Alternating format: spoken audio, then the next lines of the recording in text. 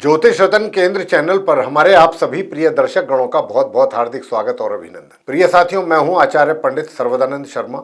मेरी ओर से भी आप सभी को बहुत बहुत प्यार भरा नमस्कार। तो साथियों, आज जो हम ये चर्चा आपके साथ करने जा रहे हैं इस कार्यक्रम के माध्यम से, ये चर्चा सूर्य ग्रहण को लेकर के साथियों। जी हाँ, क्योंकि वर्ष का पहला सूर्य ग्रहण 2025 का ये पड़ने जा रहा है, जिसकी अब हम आपसे चर्चा करेंगे विस्तार से। और जब सूर्य ग्रहण की चर्चा हमने आपसे करी दी है आरंभ, तो सबसे पहले तो ये बताना चाहेंगे कि ये जो सूर्य ग्रहण हो या चंद्र ग्रहण हो, दोनों में से कोई सा भी ग्रहण हो, सूर्य ग्रहण तो अमावस्या के दिन लगता है, चंद्र ग्रहण पूर्णिमा के दिन। पहली बात। दूसरी बात ये कि इन दोनों ही ग्रहणों को, सूर्य ग्रहण को भी चंद्र ग्रहण को भी, हमारे ज्योतिष शास्त्र में भी और धार्मिक ग्रंथों के अनुसार भी इसको बहुत महत्वपूर्ण माना गया है, महत्वपूर्ण घटना माना गया है। हालांकि यह एक खगोलीय भी घटना है और एस्ट्रोनॉमी के जो अकॉर्डिंग ये एक खगोलीय घटना है और इससे अतिरिक्त और कुछ नहीं। मगर हमारे जो धार्मिक ग्रंथ हैं या हमारा ज्योतिष शास्त्र है वो कुछ अलग सोच रखता है। उनका ये कहना है कि भाई जब ये होता है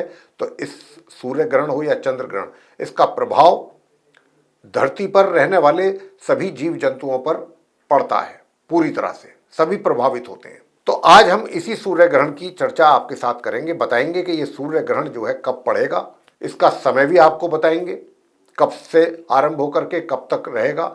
और फिर दूसरी बात, ये सूर्य ग्रहण क्या भारत में, हमारे हिंदुस्तान में दिखाई देगा, हमारे देश में, और इसके अतिरिक्त ये सूर्य ग्रहण और कहां कहां दिखाई देगा, पूरे वर्ल्ड में कहां कहां इसको देखा जा सकेगा। आज ये सारी चर्चा हम इस छोटे से कार्यक्रम जो हमने बनाया है आपके लिए उसमें करने जा रहे हैं।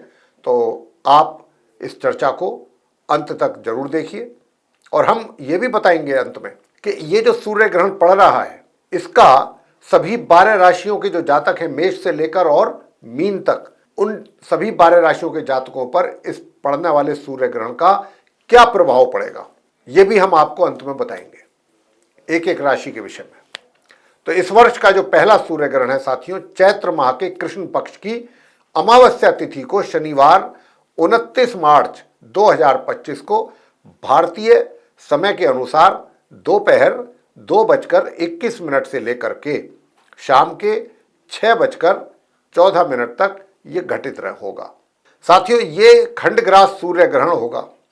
खंडग्रास, इसको दूसरे शब्दों में आंशिक सूर्य ग्रहण भी कह सकते हैं। देखिए, खंडग्रास सूर्य ग्रहण क्या होता है, आप ये भी जानना चाहेंगे। अगर आप में से कुछ हमारे साथियों को ये चीज नहीं मालूम है तो हम उनकी जानकारी के लिए भी बताएंगे कि खंडग्रास या आंशिक सूर्य ग्रहण होता क्या है। तो देखिए, सूर्य और पृथ्वी के बीच चंद्रमा पृथ्वी से इतनी दूरी पर होते हैं उस समय पर कि पूर्ण रूप से सूर्य के प्रकाश को पृथ्वी पर आने से ये रोकने में सक्षम नहीं होता है। पूरा प्रकाश रोक दे ऐसा चंद्रमा नहीं कर पाता। तो लेकिन सूर्य का कुछ हिस्सा जो है वो ही उसकी छाया से ढक पाता है। यानी कि चंद्रमा जो है, सूर्य की जो रोशनी आती है उसके कुछ ही हिस्से को ढक पाते हैं, पूरे को नहीं ढक पाते। ऐसी स्थिति में सूर्य का आंशिक भाग ही ग्रासित होता है, थोड़ा सा हिस्सा ही। तो ऐसी स्थिति को साथियों खंडग्रास या फिर आंशिक सूर्य ग्रहण कहा जाता है। और यह सूर्य ग्रहण जो पड़ने जा रहा है, मैंने आपको बता दिया कि कब पड़ेगा, तिथि भी बता दी, डेट भी बताई है अभी आपको। लेकिन अब हम आपको ये बताएंगे कि ये कहाँ कहाँ सूर्य ग्रहण विजिबिलिटी इसकी रहेगी, कहाँ कहाँ नहीं रहेगी, और भारत में ये दिखाई देगा या नहीं दिखाई देगा। अब हम आपको ये जानकारी भी दे रहे हैं। साथ ही ये भी बताएंगे कि जैसा हमने अभी आपसे कहा भी है कि 12 राशियों पर इसका क्या प्रभाव पड़ने वाला है। और जैसा कि हमारा ज्योतिष शास्त्र और हमारे धार्मिक ग्रंथ कहते हैं, जो कि अभी मैंने आपको इसके लिए कोट भी किया था, कि उनके अनुसार ये एक बहुत महत्वपूर्ण घटना है सूर्य ग्रहण की या चंद्र ग्रहण की। तो अभी जैसा कि हमने आपको बताया है कि ये वर्ष का पहला सूर्य ग्रहण होगा और एक खंडग्रास के रूप में दिखाई देगा। यह सूर्य ग्रहण जो है कहाँ कहाँ दिखाई देगा, अब हम आपको वो जगह बता रहे हैं पूरे वर्ल्ड में।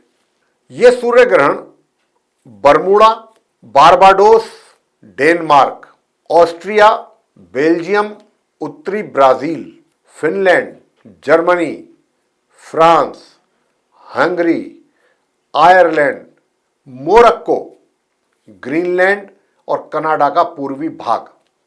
इसके अतिरिक्त लिथुआनिया, हॉलैंड, पुर्तगाल, उत्तरी रूस, north Russia, Spain, Sweden, Poland, Norway, Ukraine, Switzerland, England और अमेरिका के पूर्वी क्षेत्र में ये दिखाई देगा विशेष रूप से। तो साथियों, क्या ये सूर्य ग्रहण भारतवर्ष में भी दिखाई देगा? अब आपको ये भी बताने जा रहे हैं। तो साथियों, आपको बताना चाहेंगे कि ये जो सूर्य ग्रहण है हमारे भारत देश में बिल्कुल भी दिखाई नहीं देगा। इसकी विजिबिलिटी बिल्कुल भी नहीं रहेगी हमारे देश में इस सूर्य ग्रहण की, क्योंकि ये भारत में तो दिखाई नहीं देगा, इसीलिए हमारे देश में इसका कोई महत्व ही नहीं रहेगा और ना ही इसका कोई सूतक काल मान्य होगा। लेकिन जहां जहां ये सूर्य ग्रहण दिखाई देगा, हम उन जगहों के नाम आपको अभी बता भी चुके हैं कि ये कहां कहां दिखाई देगा। उन जगहों पर सूतक काल सूर्य ग्रहण शुरू होने से ठीक 12 घंटे पहले शुरू हो जाएंगे सूतक काल। तो साथियों, ये सूर्य ग्रहण जो है मीन राशि में और उत्तरा भाद्रपद नक्षत्र में लगने वाला है और इस दिन मीन राशि में सूर्य और राहु के अतिरिक्त चंद्रमा, बुध और शुक्र ग्रह भी उपस्थित रहेंगे। शनि कुंभ राशि में रहेंगे, लेकिन वे भी इसी ही दिन मीन राशि में उनका भी प्रवेश होगा रात्रि के समय। सूर्य ग्रहण दिन में लगेगा, शनि भी इसी राशि मीन में जाएंगे, रात्रि के समय प्रवेश करेंगे। तो यह कहा जा सकता है कि एक ही राशि में यानी कि मीन राशि में उस समय पर 5 ग्रहों का प्रभाव जो है वो एक साथ होने के कारण इस सूर्य ग्रहण का बहुत ज्यादा प्रभाव देखने में आएगा, क्योंकि टोटल 5 ग्रह जो हैं एक साथ बैठे होंगे एक ही राशि में ग्रहण के समय। भारतीय समय के अनुसार ग्रहण का जो समय है वो क्या रहेगा, किस प्रकार से रहेगा, तो आपको बता देते हैं। दिनांक होगी 29 मार्च 2025, जैसा कि हमने चर्चा के आरंभ में ही आपको इसकी जानकारी दे चुके हैं। दिन शनिवार होगा, अमावस्या तिथि होगी और ग्रहण जो प्रारंभ होगा वो दोपहर को 2 बजकर भारतीय समय अनुसार दोपहर के 2:21 से सूर्य ग्रहण प्रारंभ होगा। ग्रहण का जो मध्य होगा वो शाम 4:17 पर रहेगा और ग्रहण समाप्त कब होगा? शाम को 6:14 पर। तो ये तो हमने आपको बताया कि ग्रहण का समय अवधि लगभग टोटल कुल अवधि जो रहेगी वो 3 घंटा 53 मिनट के आसपास रहेगी इस सूर्य ग्रहण की जो ड्यूरेशन है। तो आइए जानते हैं कि इस सूर्य ग्रहण का सभी 12 राशियों पर किस प्रकार का प्रभाव पड़ेगा, क्योंकि ज्योतिषीय दृष्टिकोण से इसका सभी राशियों पर कुछ ना कुछ प्रभाव अवश्य पड़ेगा। तो आइए जानते हैं कि किस राशि पर इस सूर्य ग्रहण का क्या प्रभाव पड़ेगा। सबसे पहले बात करते हैं मेष राशि की, यानी कि जिनका एरीज साइन है। तो बताना चाहेंगे कि आपके स्वास्थ्य से संबंधित समस्याएं आपके लिए पैदा हो सकती हैं। वृषभ राशि के जातकों के लिए क्या प्रभाव पड़ेगा? व्यवसाय में कुछ आपको नए अवसर प्राप्त होने की संभावना बनेगी, मगर जो भी डिसीजंस आप लें बहुत सोच समझ करके लें। मिथुन राशि, मेहनत और परिश्रम करने में पीछे ना हटें। अगर आप मेहनत और परिश्रम बराबर करेंगे तो आपको आपके करियर में सफलता की भी प्राप्ति के योग बनेंगे।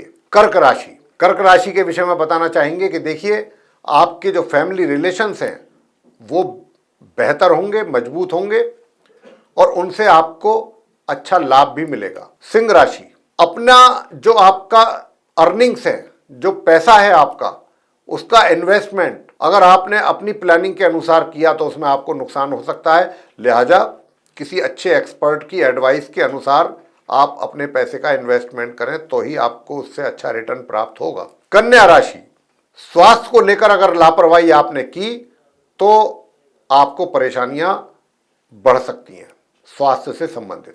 तुला राशि, प्रेम संबंधों में आपके मजबूती आपको देखने को मिलेगी और रिश्तों में भी सुधार होगा। रिश्ते आपके बहुत मधुर होंगे, कॉर्डियल रहेंगे। आगे बात करेंगे वृश्चिक राशि के जो जातक हैं उनके विषय में। तो देखिए, आपका जो करियर है, करियर में जो भी चैलेंजेज आपके सामने आएंगे, चुनौतियां, उनको देख करके गिव अप ना करें, मुंह ना मोड़ें, उनको फेस करें और पूरा धैर्य का परिचय दें। अगर आपने ऐसा किया तो सफलता निश्चित रूप से आपको प्राप्त होगी। आगे बात करेंगे धनु राशि के जातकों को लेकर के। तो देखिए, धनु राशि के जो जातक हैं आपके लिए अच्छी यात्राओं के योग बनेंगे, विदेश यात्रा का भी योग बनेगा। अब आगे बात करते हैं मकर राशि के जातकों को लेकर के। तो आर्थिक स्थिति मजबूत होगी और जहां पर भी आप अपना पैसा इन्वेस्ट करेंगे वहां से भी आपको अच्छे रिटर्न प्राप्त होने की संभावना बनेगी। आगे बात करेंगे कुंभ राशि को लेकर के, यानी कि जो कुंभ राशि के हमारे जातक हैं उन पर किस प्रकार का प्रभाव देखने में आएगा इस सूर्य ग्रहण का। तो देखिए, स्वयं को आप काफी एनर्जेटिक फील करेंगे और जब व्यक्ति अपने आप को एनर्जेटिक फील करता है तो मेहनत करने से भी पीछे नहीं हटता है। तो आप मेहनत भी काफी करेंगे, काफी अपने आप को ऊर्जावान महसूस करेंगे और आपके स्वास्थ्य में भी इंप्रूवमेंट होगा। अंत में मीन राशि, कला के प्रति आपकी रुचि बढ़ेगी, साथ ही सफलता भी प्राप्त करेंगे और कुछ अच्छे कार्यों को भी पूरा करने की आपकी कोशिश रहेगी और उसमें आपका इंटरेस्ट भी बढ़ेगा, रुचि भी बढ़ेगी। तो साथियों, हालांकि जैसा कि हमने अभी आपको बताया है कि ये खंडग्रास सूर्य ग्रहण भारत में तो दिखाई नहीं देने वाला 29 मार्च को, फिर भी आप ग्रहण के समय पर ध्यान करना या मंत्रों के जाप या दान और पुण्य अगर करते हैं तो आपके लिए बहुत ही शुभ रहेगा। तो ग्रहण के दौरान क्या ध्यान रखिएगा, बेशक ये दिखाई नहीं देगा यहाँ, उसके बावजूद भी आप ग्रहण के दौरान भोजन ना करें, उससे पहले करें या उसके बाद करें और महत्वपूर्ण कार्यों को भी करने से ग्रहण के दौरान बचिएगा। ग्रहण समाप्त होने के बाद आप स्नान करें और घर की शुद्धि करें गंगा जल से। पूजा में आप क्या कर सकते हैं, आदित्य हृदय स्तोत्र का पाठ कर सकते हैं, विष्णु सहस्त्र नाम का पाठ कर सकते हैं, दुर्गा सप्तशती माता का पाठ कर सकते हैं, चंडी का स्तोत्र का पाठ कर सकते हैं, सप्त धान्य नाज को दान कर सकते हैं। तो ये कार्य आप गेहूं का दान कर सकते हैं, बाकी सप्त धान्य तो सारे सात उसमें अनाज हो गए, 7 प्रकार का अनाज हो गया, वो भी आप दान कर सकते हैं। तो ऐसी चीजों का आप दान कर सकते हैं ग्रहण के दिन और जो पूजा हमने आपको बताई है वो कर सकते हैं, गायत्री मंत्र के जाप कर सकते हैं, बहुत कुछ कर सकते हैं। तो साथियों, ये थी चर्चा इस 29 मार्च 2025 को पड़ने वाले खंडग्रास सूर्य ग्रहण के विषय में और हम ये आशा करते हैं कि ये सूर्य ग्रहण को लेकर के जो चर्चा अभी हमने इस कार्यक्रम के दौरान आपसे की है ये आपको पसंद आएगी। अगर आपको ये पसंद आई है तो आप हमारे वीडियो को भी लाइक जरूर करें और अधिक से अधिक मात्रा में आप इसको शेयर करें दूसरे लोगों के साथ ताकि वे भी जानकारी का लाभ ले सकें। और अगर अभी तक आपने हमारा चैनल सब्सक्राइब नहीं किया है तो चैनल को भी सब्सक्राइब जरूर कर लें। साथियों, अगर आप चाहते हैं आने वाले दिनों में जो भी वीडियोस हमारे बनेंगे एस्ट्रोलॉजी के टॉपिक पर वे सभी वीडियोस समय रहते आप तक पहुंच जाएं और आप उनका भी लाभ लें, तो फिर आप बेल आइकन जरूर प्रेस कर दें। जी हाँ, तो साथियों, इसी के साथ अब इस चर्चा को यहाँ पर समाप्त करेंगे और अपने आप सभी प्रिय दर्शक गणों से लेंगे इजाजत। तो आप सभी का सहृदय बहुत बहुत धन्यवाद। जय माता दी।